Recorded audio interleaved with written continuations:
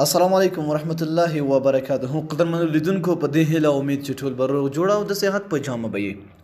قدرمنو که چېرته تاسو ته مشکل وي په هره ژبه کې، د مثال په ډول یو کس تا ته په چینایي ژبه باندې میسیج کوي، یو کس تا ته په انګلیش کوي، یا کس تا ته په پښتو کې کوي، ته په فارسي نه پوهېږي، یا تا ته په فارسي کې، یعنې په هره ژبه چې تا ته څوک میسیج کوي، ته کولی شې ډېر په اسانۍ سره په هغه په خپله ژبه باندې وګورې، یعنې په پښتو یې وګورې، په فارسي یې وګورې، که ته غواړې په اردو یې وګورې، په کومه ژبه چې ته غواړې هغه کتلی شي. یوازې میسیج نه دوستانو، که چېرته تاسو یو آرټیکل ګورئ، یو پیراګراف ګورئ، یو لیکل هر چې د که په فیسبوک وي، په ګوګل وي، په هره ژبه کې چې وي، هغه غواړې تاسو په خپله ژبه وګورئ او مغلته ډېر په اسانۍ سره کتلی شي. دوستانو ډېره اسانه طریقه یې ده.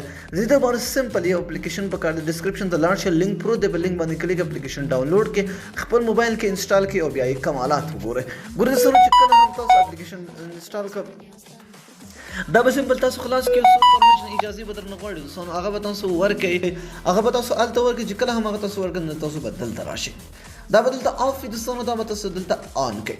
چې کله هم دلته تاسو آن کړئ، دغلته ګورئ دا آپشن دلته راځي، دغه وګورئ، د یو سرچ غوندې شی تاسو دلته راځي. دا کې نه پس به تاسو دلته خپله ژبه انتخاب کړئ. د مثال په طور فورین، یعنې کومه ژبه زه څه ته اړول غواړم، زه پښتو ته اړول غواړم. دلته وګورئ تاسو ډېر زیات زبانونه دي، هر یو ژبه چې تاسو اړول غواړئ نو تاسو به دلته همغه ژبه انتخاب کړئ. ما انګلیش پښتو ته اړولی ده، ګوره دلته هر ژبې ته تاسو اړولی شئ. ګوره ډېر زیات ژبې دي، اردو، پښتو، فارسي، هر یو ده. اوس ګوره زه مثال په طور زه ځمه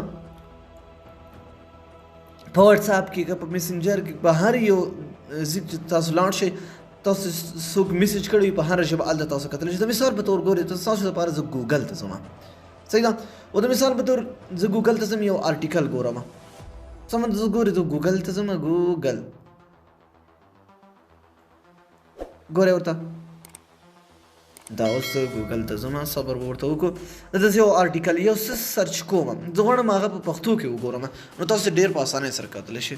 ګورئ ورته، د مثال په طور زه لیکم چې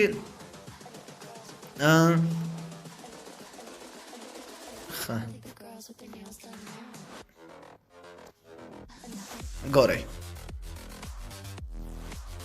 واټ ایز کمپیوټر زه لیکم، صحیح ده. اوس ګورئ دا دلته راغی، دلته آل کومه، دا وګورئ دوستانو دا ټول په انګلیش کې لیکل شوي دي، سمه ده. ګورئ دغه د مثال په طور دا وګورئ دا انګلیش ده، خو دا زه غواړم چې یاره پښتو کې وګورم. ګورئ دوستانو دا سمپل راواخلئ، د مثال په طور زه دننه ځم ویکیپیډیا ته، ګورئ دا کمپیوټر ده خو دا انګلیش ده، سمه ده.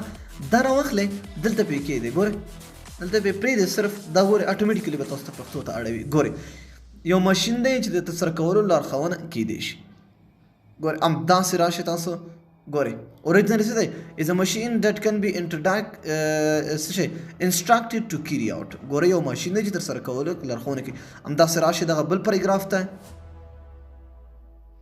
دا وګورئ عصري کمپیوټر د دې وړتیا لري چې د عملیاتو عمومي شوي سیټونه تعقیب کړي چې ورته ویل کېږي.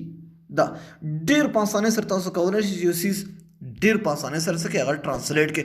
همداسې که تاسو ته پښتو کې وي هغه تاسو انګلیش ته اړولی شئ، او که په اردو کې وي پښتو، فارسي، هر یو ځای تاسو اړوئ، ډېر په اسانۍ سره اړولی شئ. دوستانو دا نننۍ ویډیو خدای دې وکړي چې تاسو خوښه شوي وي.